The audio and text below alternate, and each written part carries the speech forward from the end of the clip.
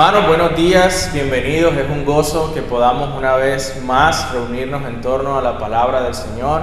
Hoy estamos contentos porque estamos aquí desde nuestro auditorio, extrañando a cada uno de ustedes, anhelando prontamente que podamos estar juntos. Como siempre, le animo a que disponga su corazón, prepare el ambiente que sea el adecuado, trate de eliminar las distracciones lo más posible, porque este es un momento muy importante para cada uno de nosotros que somos parte del pueblo de Dios. Es el día del Señor, donde recordamos que servimos al Salvador que resucitó con poder.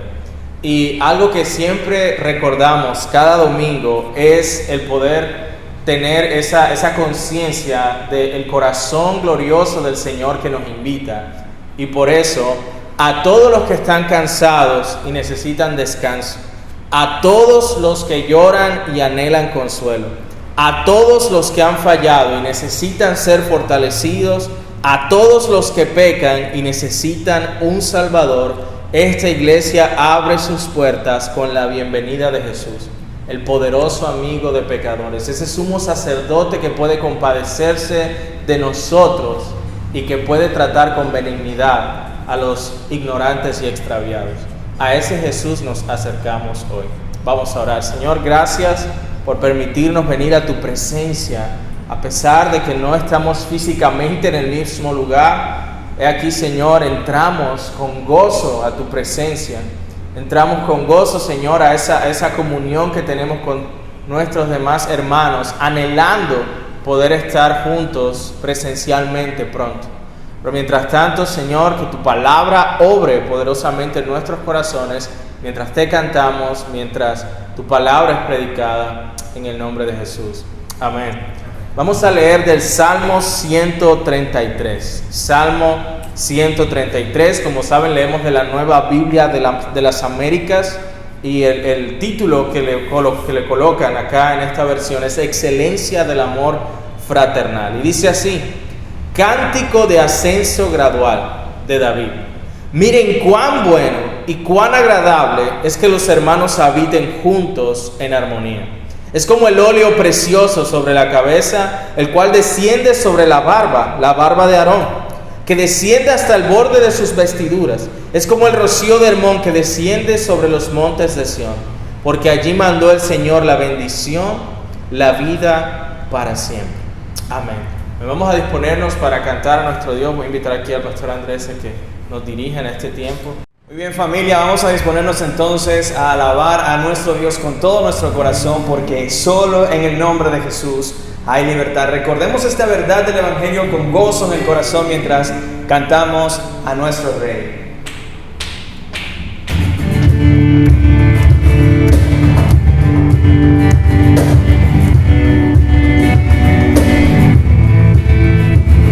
Cadenas de la muerte me quitó, para mí ya no hay condenación, hay libertad, libertad. Siendo esclavo del pecado me libró, y en la cruz compró mi redención, mi libertad. Libertad, rompió mis cadenas, me dio vida nueva, y al fondo del mar echó mi maldad, lavó mis pecados y me ha perdonado. Solo en el nombre de Jesús hay libertad. Amén, Señor, solo en tu nombre hay libertad. Yo proclamo al que en la cruz por mí murió y cambió mi duro corazón por libertad, libertad. El poder de su evangelio me salvó y no me avergüenzo del Señor, mi libertad, libertad.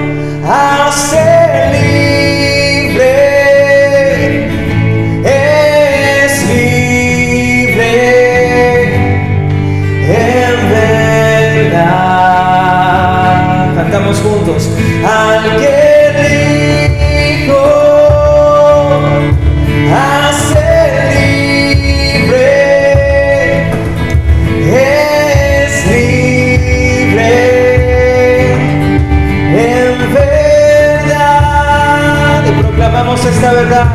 Al que dijo, hace libre, es libre, en verdad. Todo el que ha sido libre, levante su voz y dígalo. Al que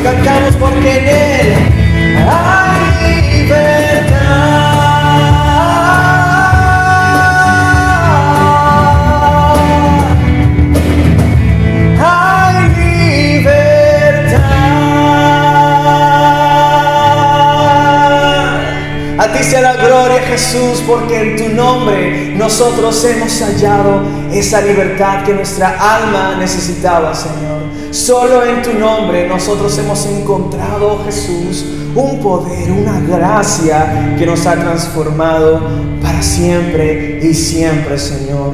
Nuestras almas se conectan hoy con el cielo, Dios, para cantar al Cordero que es digno de toda alabanza y de toda adoración, Señor.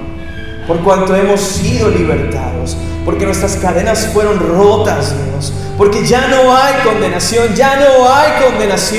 para todo aquel que cree en el nombre de Jesús. Las cosas viejas han pasado, Señor, y he aquí, todas son hechas nuevas, Señor. Hoy confesamos nuestra libertad, Señor, y aún en medio de la lucha que cada uno de nosotros lleva en su vida, Dios, podemos cantar con gozo hoy la victoria que en Cristo tenemos por medio de la fe. Hermano, a lo mejor tu corazón te está diciendo que tú no eres digno de levantar tu voz a proclamar esta libertad.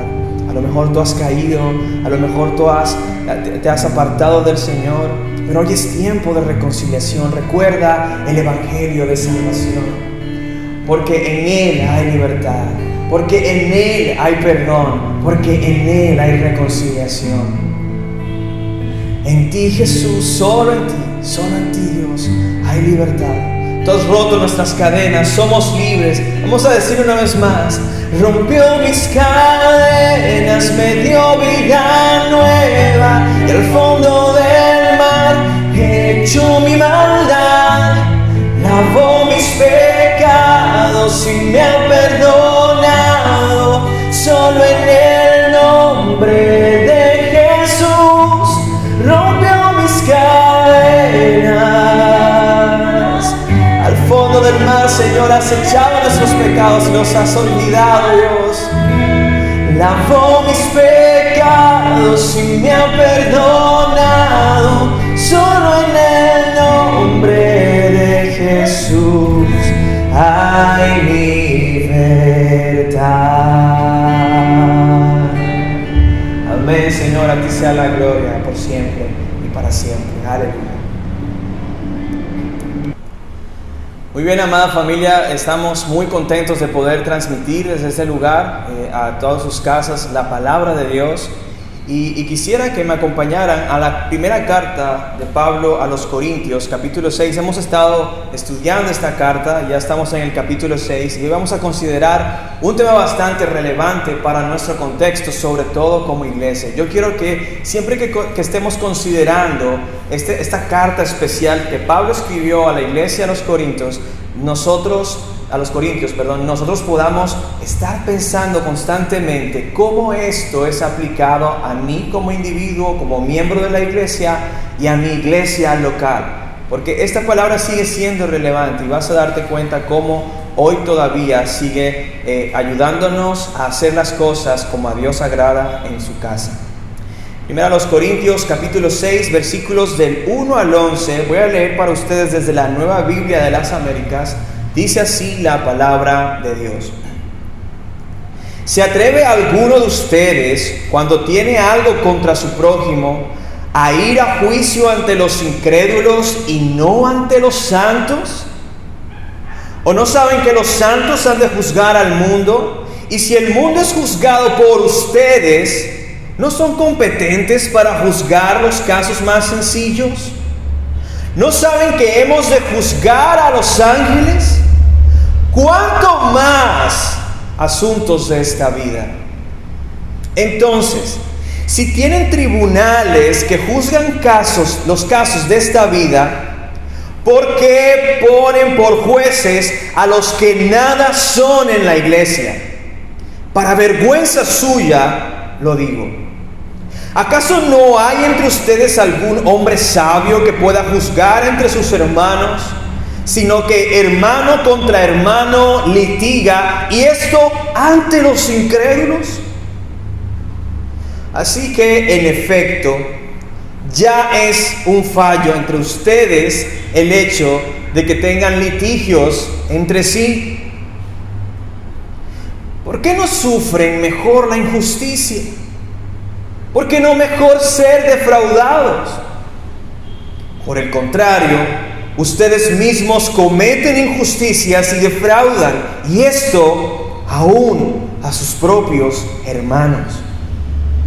¿O no saben que los injustos no heredarán el reino de los cielos?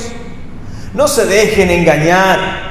Ni los inmorales, ni los idólatras, ni los adúlteros, ni los afeminados, ni los homosexuales, ni los ladrones, ni los ávaros, ni los borrachos, ni los difamadores, ni los estafadores heredarán el reino de Dios. Y esto eran algunos de ustedes, pero fueron lavados, pero fueron santificados, pero fueron justificados en el nombre del Señor Jesucristo y en el Espíritu de nuestro Dios. Amén. Gracias, Dios, por tu palabra, porque a pesar de lo fuerte que puede llegar a ser para nuestros corazones, es medicina para nuestras almas, es medicina para nuestra iglesia. Porque tu palabra es como esa espada de dos filos que entra hasta lo más profundo de nuestro ser para transformarnos, no para condenarnos, no para dejarnos en la oscuridad. Entra a lo más profundo de nuestro corazón y nos revela nuestras tinieblas para traer luz, para santificarnos, Señor, para transformarnos. Es la obra que ahora mismo pido a tu Espíritu que hagas en nuestros corazones, que traigas tu luz y que sea, Señor, removida toda tiniebla de nuestras conciencias, de nuestros corazones, de nuestros ojos, de nuestros oídos, de nuestra mente, de las palabras que nosotros usamos día a día. Y que nos bendigas y nos santifiques como iglesia en este tiempo de considerar y meditar en tu palabra. Ayúdame también, Señor, como al predicador, a ser fiel, Señor, a ser fiel a tus palabras. Te lo pido, oh Dios, en el nombre de Jesús. Amén. Hay un dicho popular en nuestro contexto, y es que los trapitos sucios, usted sabe cómo termina el refrán, se lavan en casa. Y esto, hermanos, es un proverbio popular, obviamente, que tiene como propósito ayudarnos a nosotros a, en prudencia, guardar a las personas que son ajenas a nuestros problemas, ¿verdad? Y guardar también la reputación de las personas con las que convivimos. Cuando decimos que los trapitos sucios se lavan en casa, nos referimos más que todo, a veces más que todo, en los problemas matrimoniales. No está bien que una mujer ande por ahí hablando mal de su esposo. Hermanos, ustedes no saben lo feo que es que uno escuche esposas diciéndole a sus amigas o a algunos compañeros, vecinos: no, es que a mí me tocó terminar de criar a mi hijo, a mi esposo. ¿Cómo queda la reputación de ese esposo? ¿Cómo crees que se siente el esposo cuando escucha a su esposa decirle a las personas estas cosas?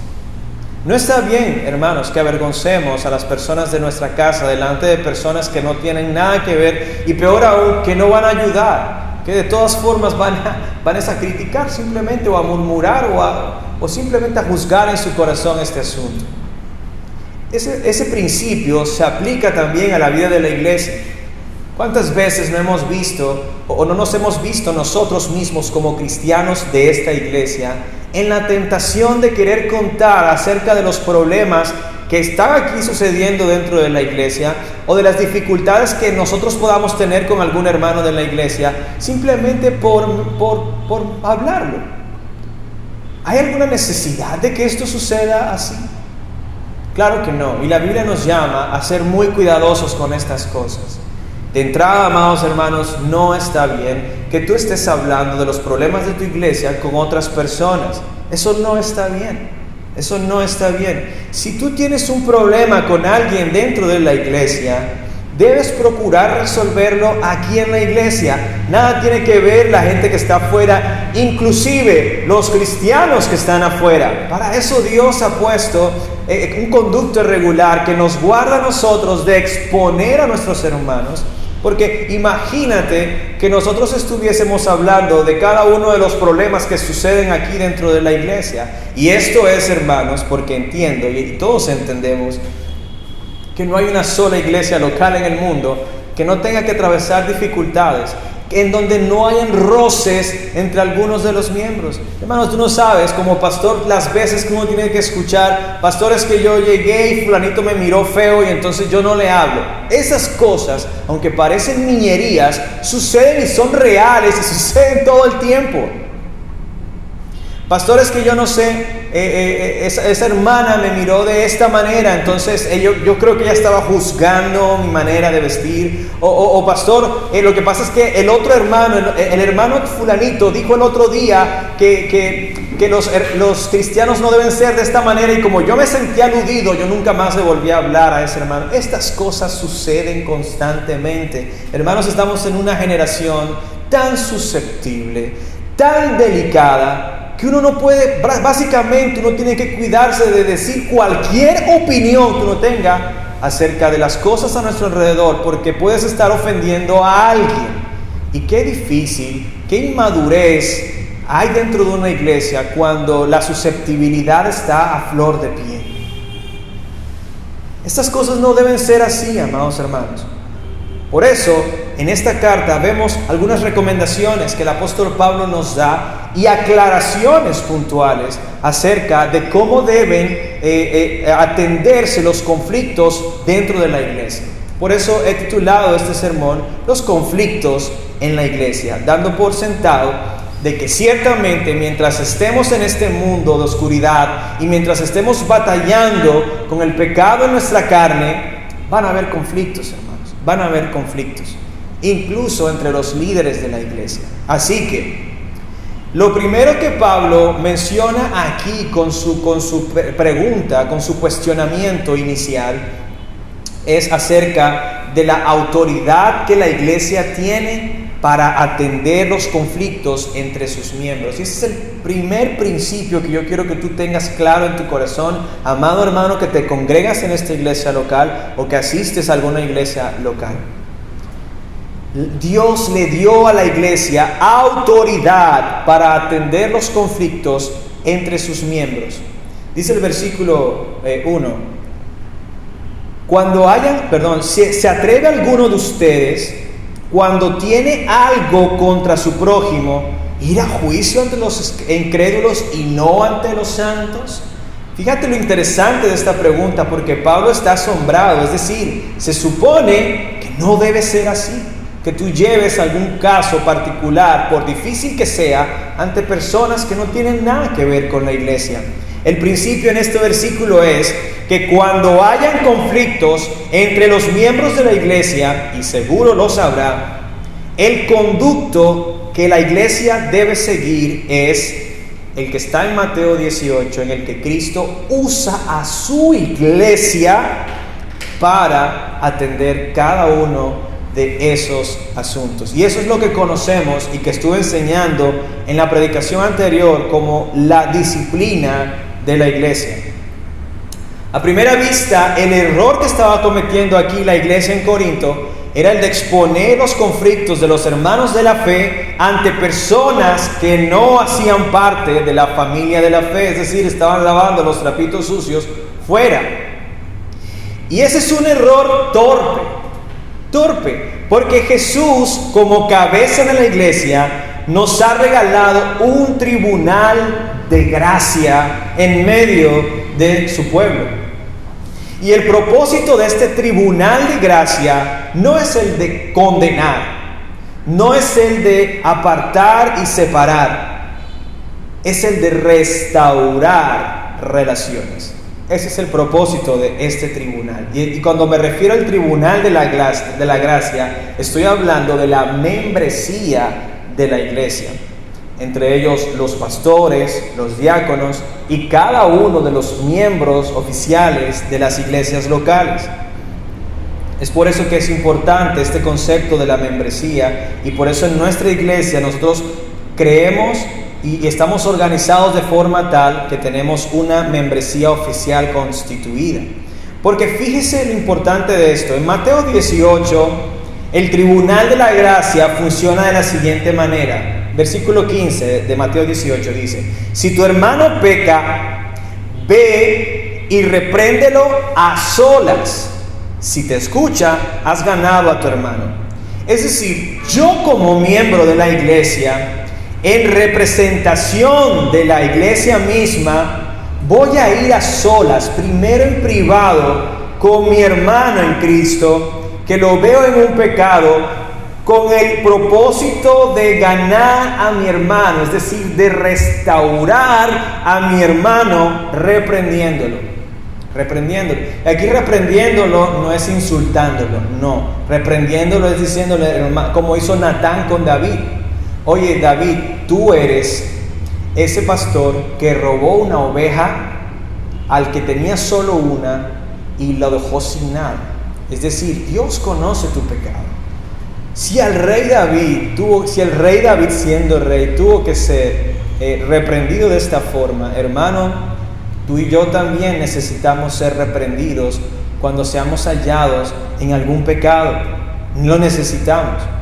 Y es importante que tú puedas entender que hay amor de parte de Dios a través del hermano que te reprende, y para que tú entiendas también que debes ir con amor de parte de Dios a reprender a tu hermano. Ese es el primer paso. Dice Cristo en el versículo 16 de Mateo 18: pero si no te escucha, lleva contigo a uno o a dos más, para que toda palabra sea confirmada por boca de 2 o 3 testigos. Esto es que en caso de que el hermano insista en su pecado, es decir, no se arrepintió, siguió con su pecado, lo que tú debes hacer es tomar a 1 o 2 miembros de la iglesia. No vas a tomar al vecino y al policía, no, a miembros de la iglesia, y los vas a llevar, y en presencia de ellos vas nuevamente a reprender al hermano, y que ellos también le reprendan, confirmando efectivamente que él está en una situación de pecado delante de Dios, según lo que enseña la Escritura. Fíjate, esas personas van como miembros de la iglesia en representación de la iglesia misma, para intentar restaurar al hermano. Ahora, si esto no funciona, si el hermano a pesar de esto sigue en su pecado, dice el versículo 17: y si rehúsa escucharlo, dilo a la iglesia. La última instancia, que es lo que Pablo está diciendo aquí en este capítulo, es que la membresía completa de los miembros deben juzgar este asunto. Y es importante que tú entiendas lo importante de este juicio, porque el juzgar es algo que se repite una y otra vez en este capítulo, si te has dado cuenta, al menos en esta sección. La iglesia tiene que hacer un juicio. ¿Y cuál es el juicio? La iglesia va a considerar si la conducta del hermano es pecaminosa, y en caso de hallarla pecaminosa, decirle al hermano: tienes que arrepentirte. Animar al hermano que se arrepienta, que se reconcilie con Dios y que abandone su pecado. Hermano, todo este proceso debe hacerse de la manera más privada posible. Por eso comienza a solas, luego en presencia de 2 o 3, y cuando ya es necesario, entonces involucrar a toda la membresía de la iglesia. Estas son las 3 instancias del juicio que la iglesia debe seguir en cualquier caso de alguno de los miembros que reconoce como creyentes en la congregación. Y si Cristo nos mandó a hacerlo así, no deberíamos buscar otra forma de hacerlo. Ya Pablo nos ha dicho que hacerlo de otra forma es arrogancia y al mismo tiempo es torpeza, porque hay un tribunal en la iglesia que no estás utilizando, que la iglesia no está utilizando, sino que van a buscar restaurarlo en la fe con un tribunal que no es de la iglesia. Porque el propósito de los tribunales allá afuera es condenar, es juzgar, condenar y decir las sentencias que ellos emiten. El tribunal de la gracia lo que busca es restaurar la fe. A los tribunales de afuera no les interesa restaurar la fe, son indiferentes a la fe. Por eso Pablo entonces llama a que consideremos la autoridad que Cristo le ha dado a la iglesia para motivarlos a respetar, amado hermano, y creer en el juicio restaurador de la iglesia. Porque aunque nos cueste entender cómo es que funciona, si Cristo dijo que funcionaba así, amado hermano, es porque funciona. Tienes que creerlo y respetar lo que Cristo ha ordenado que se haga en este tipo de situaciones. Mira lo que dice Pablo en los siguientes versículos. ¿O no saben que los santos han de juzgar al mundo? Y si el mundo es juzgado por ustedes, ¿no son competentes para juzgar los casos más sencillos? ¿No saben que aún hemos de juzgar a los ángeles? ¿Cuánto más los asuntos de esta vida? No sabemos, amados hermanos, qué conocimiento vamos a tener ese día en que Cristo venga y nos siente a su lado para que juzguemos al mundo. Y en medio de la humanidad que vamos a estar juzgando como iglesia, están involucrados también los ángeles. En Mateo 19, 28, Jesús dijo: en verdad les digo, ustedes que me han seguido, en la regeneración, es decir, cuando Cristo vuelva, aquí dice, cuando el Hijo del Hombre se siente en su trono de gloria, mira lo que dice Jesús: ustedes se sentarán también sobre 12 tronos para juzgar las 12 tribus de Israel. Obviamente Cristo está hablando a los 12 discípulos, pero ellos son una representación de toda la iglesia. Es decir, en este juicio, Pablo nos dice que nosotros vamos a estar allí con un conocimiento de justicia que ahora quizás no entendemos, pero que en ese momento lo vamos a tener, porque Dios lo va a dar. De tal manera que incluso los ángeles que se rebelaron contra Dios y que hoy operan detrás de los grandes movimientos anticristianos en el mundo, esos mismos espíritus de tinieblas que gobiernan detrás y que están detrás de los gobiernos injustos, ellos también serán juzgados por Cristo y por nosotros junto a Él. Así que, amados hermanos, no es pequeña la autoridad que Cristo le ha dado a su pueblo, a su iglesia. Así que partiendo de allí, el razonamiento que hace Pablo a continuación es bastante persuasivo. Si en ese momento en que se dé ese juicio, Dios nos dará el conocimiento de justicia para juzgar a ese nivel al mundo y a los ángeles caídos, es correcto pensar que Dios le dará conocimiento de justicia a la iglesia para juzgar los asuntos de esta vida, incluyendo los conflictos cotidianos en las relaciones de los hermanos en la iglesia.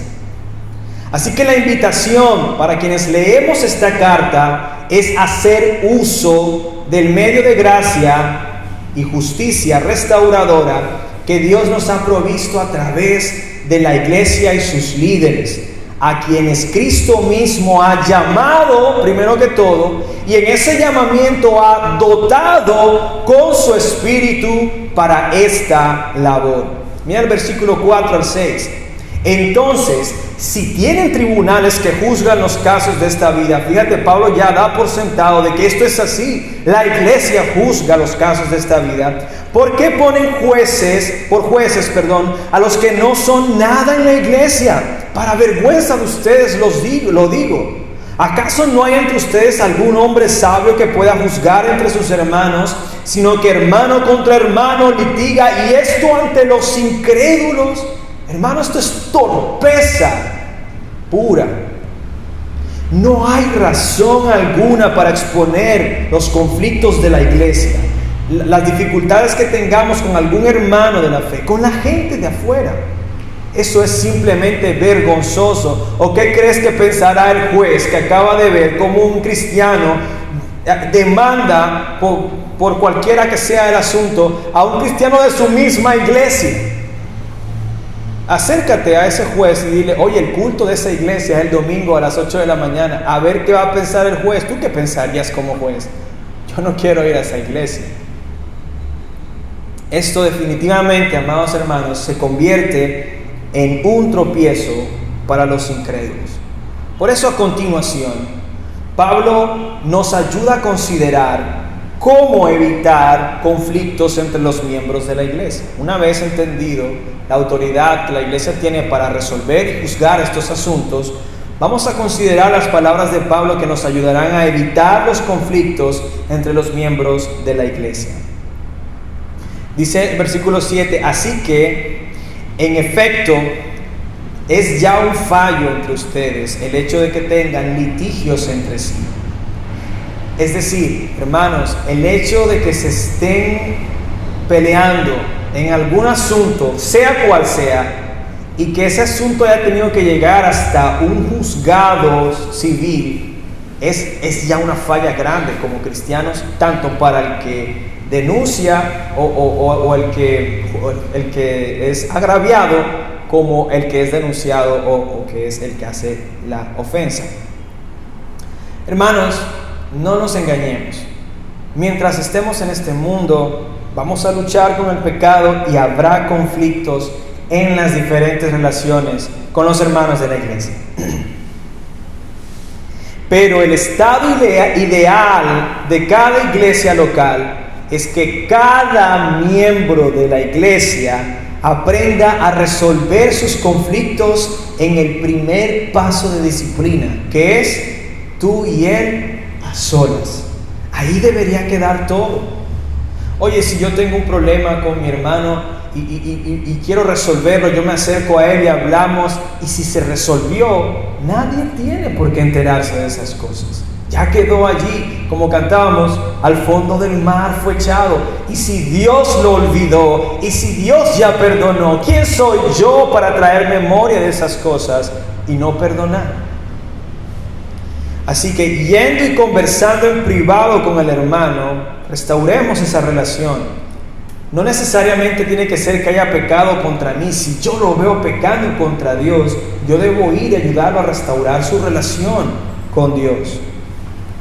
O, en el mejor de los casos, hermanos, en ofensas que sean breves, es mejor dejar pasar esas cosas.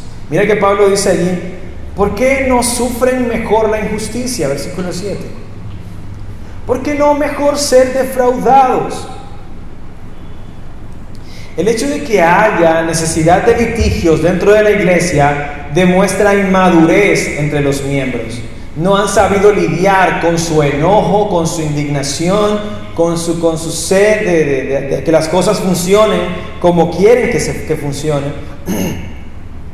Por eso el ideal sería que cada uno pueda resolver los asuntos con su hermano en privado, con paciencia y gracia, conforme a la enseñanza del Evangelio.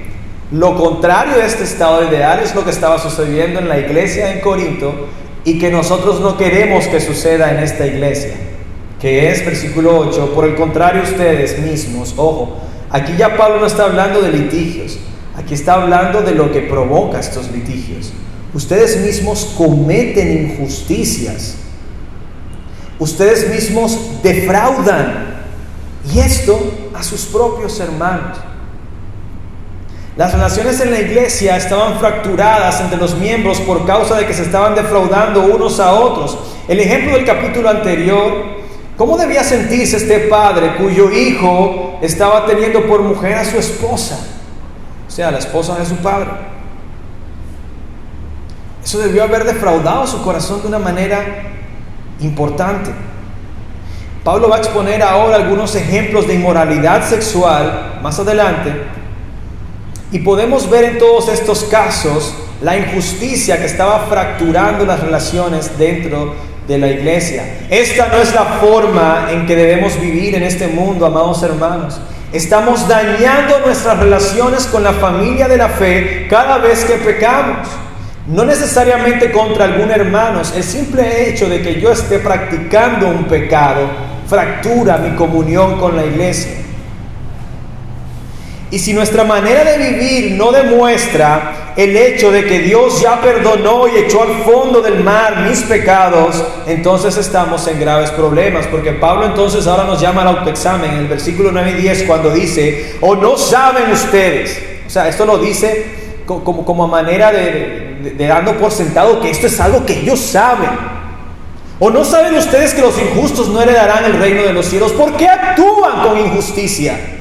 No se dejen engañar, ni los inmorales, ni los idólatras. Y quiero hacer una pausa aquí, hermanos, porque esta inmoralidad es esa inmoralidad sexual de la que Pablo va a hablar a continuación en los siguientes versículos, del 2 en adelante, y de lo que estaba sucediendo en el caso del capítulo anterior. Ni la inmoralidad, ni los idólatras, ni los adúlteros, ni los afeminados, ni los homosexuales, ni los ladrones, ni los ávaros, ni los borrachos, ni los difamadores, ni los estafadores heredarán el reino de Dios. Y tú puedes pensar, caramba, esto está hablando Pablo de cosas externas a lo que sucede dentro de la iglesia. Se supone que nadie en la iglesia practique ninguno de estos pecados.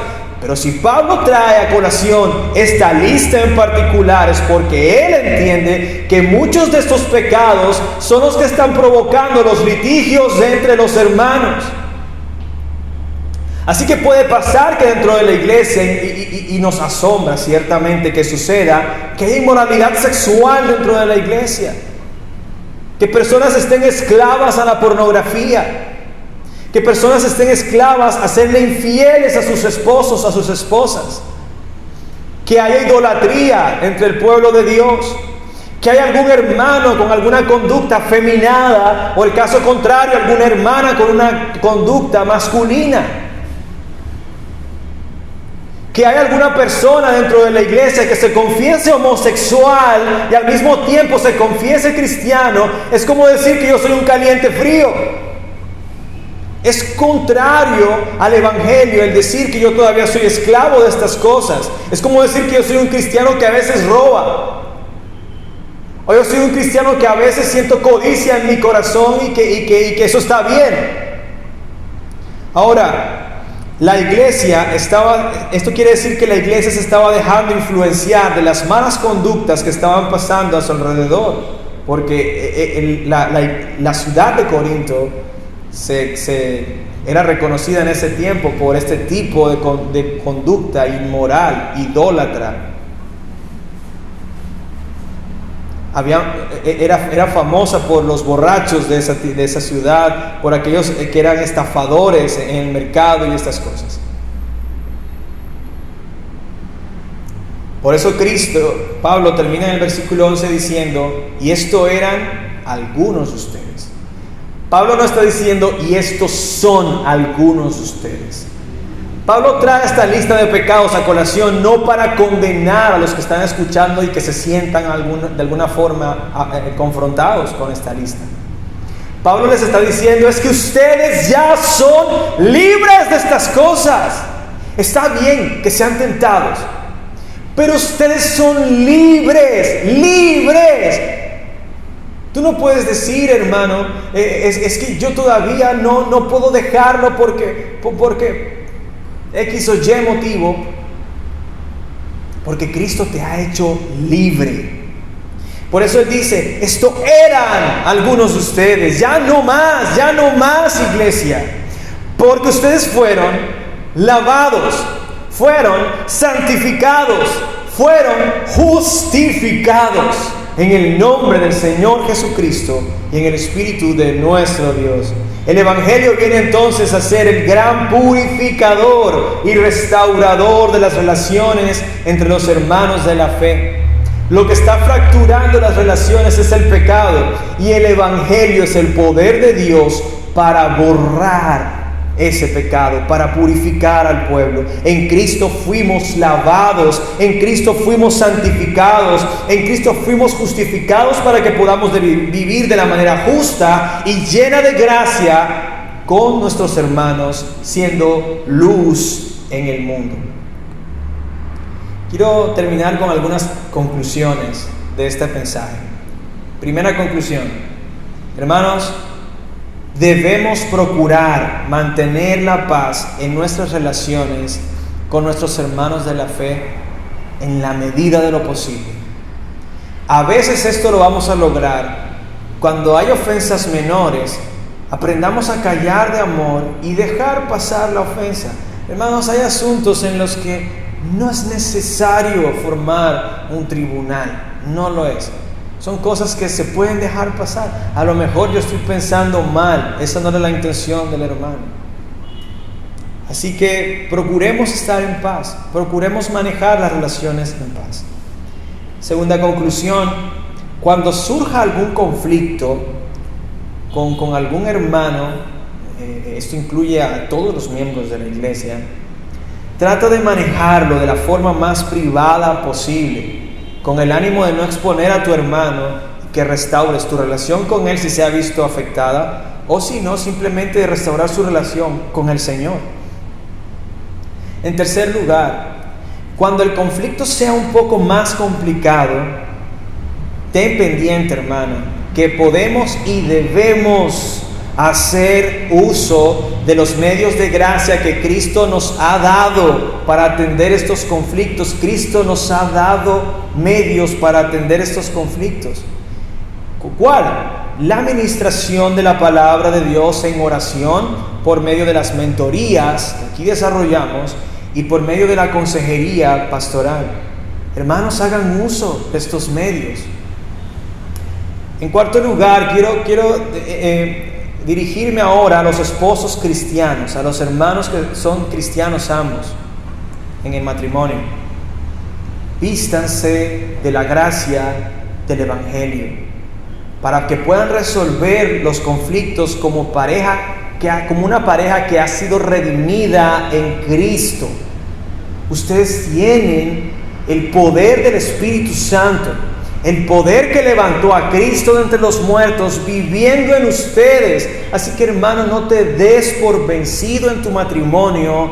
Lucha.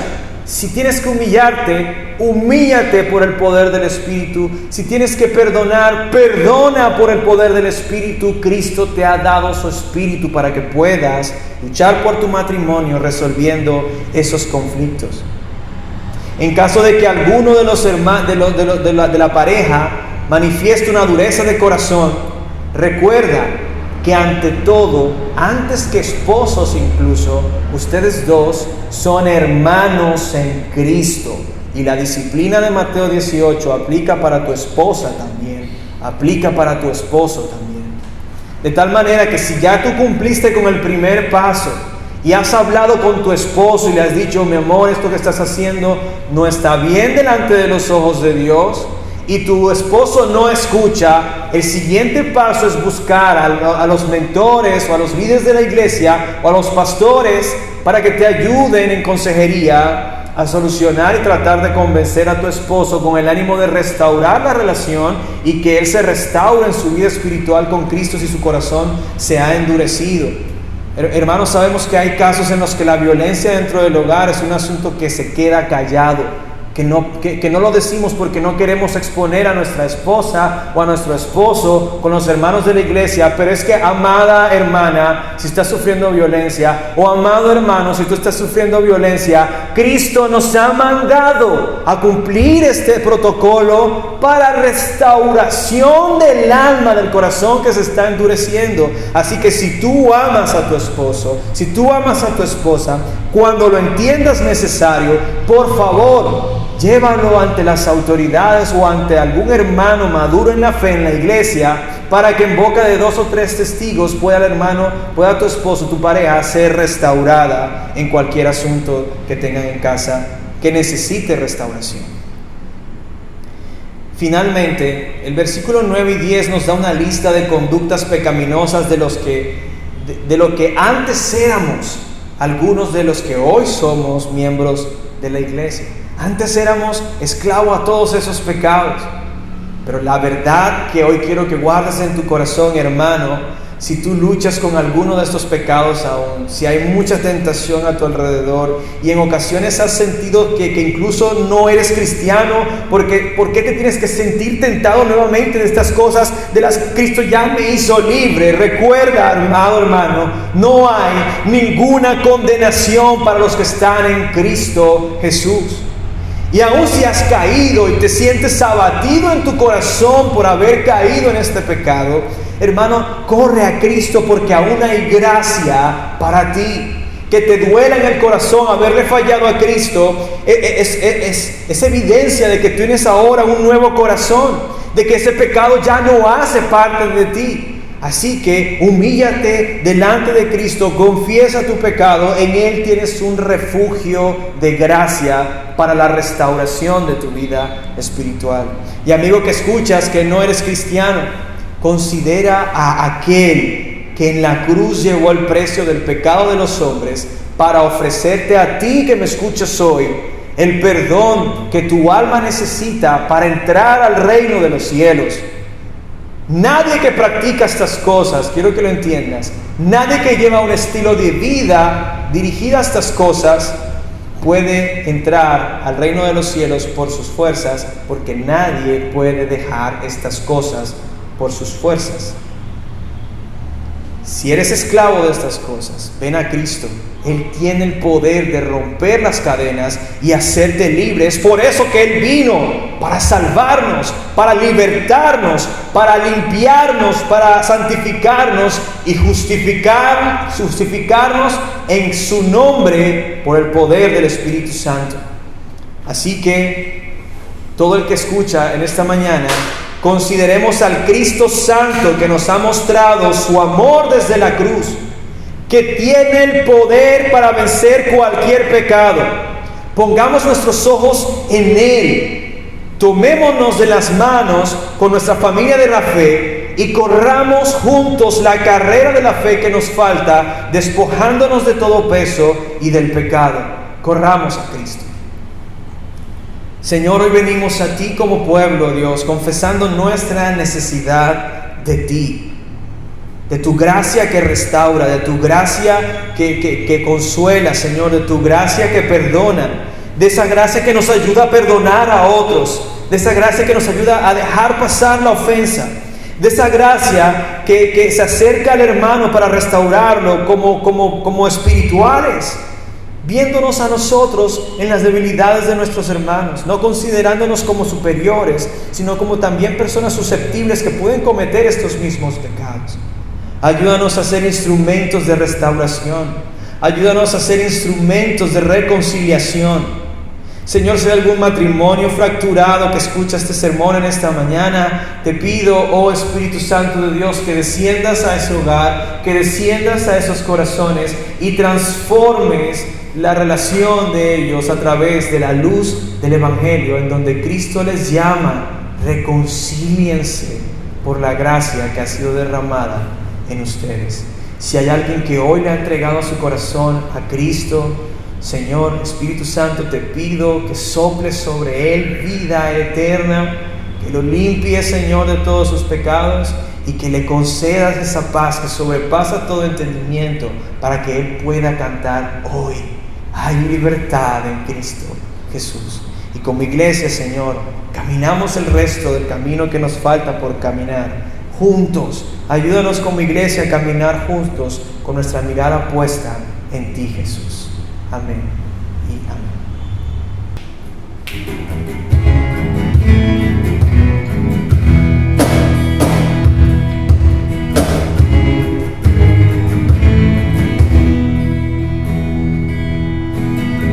Consciente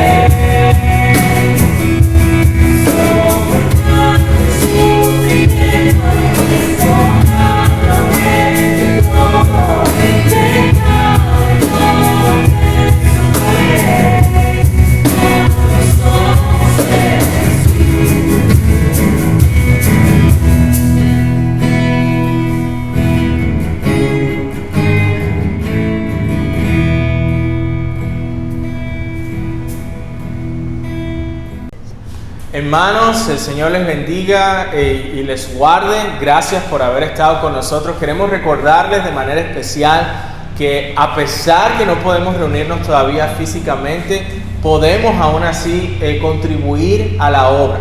Sí, es necesario que en obediencia a la palabra y con gozo de corazón podamos seguir dando nuestros aportes a la obra del Señor. Así que ahí en pantalla les vamos a colocar la información con respecto a la cuenta de la iglesia, o recuerden que pueden comunicarse con nosotros para hacer llegar lo que de corazón el Señor les ha colocado para contribuir a la iglesia. Que el Señor les bendiga y les guarde y que tengan una semana de bendición.